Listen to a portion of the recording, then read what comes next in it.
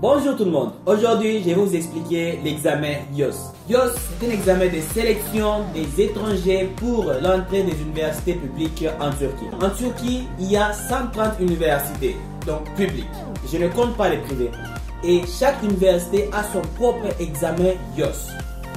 Donc, chaque université, s'il veut prendre des étrangers, s'il veut prendre des étudiants étrangers, il organise un examen IOS pour la sélection.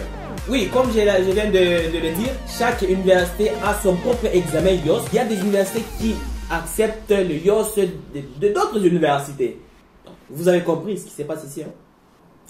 Et le lien qui est en dessous de cette vidéo, c'est pour l'examen qui est accepté par 78 universités. Si vous voulez être étudiant en Turquie dans des universités publiques, vous devrez passer l'examen IOS. Deuxième question, comment travailler à l'examen IOS?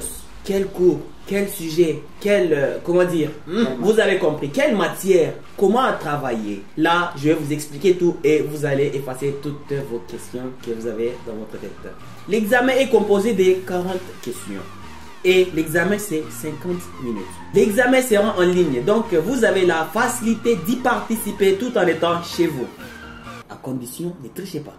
L'examen est composé de 40 questions et la durée est de 50 minutes. Dans 50 minutes, vous devrez résoudre 40 questions de logique, mathématiques et géométrie. Bonne chance. Troisième question. Dans quelle langue c'est vrai le IOS? L'examen de IOS est fait en 3 langues. Donc la langue turque, le français et l'anglais. Dans notre système, vous avez la facilité de choisir la langue que vous voulez. C'est ça. Notre système vous permet de postuler dans moins de 3 minutes. Tout ce que vous avez à faire, c'est d'entrer vos informations personnelles et envoyer ces 3 documents. Mais quels sont ces 3 documents? Premièrement, une photo biométrique. Deuxièmement, votre carte d'identité ou votre passeport. Troisièmement, un document d'adresse. Les documents d'adresse, c'est l'université exige un document montrant que vous avez vécu les derniers 6 mois dans votre pays. Et les documents d'adresse doivent être en anglais. Si vous êtes dans un pays francophone, vous devriez aller et traduire ça chez les notaires. Comment effectuer le paiement? Vous pouvez faire votre paiement à travers notre agence. Si dans votre pays il n'y a pas d'agence de Hackpoint, vous pouvez le faire en ligne avec votre carte de crédit ou encore par Western Union. Quels sont les points importants que je dois savoir avant de participer à l'examen IOS?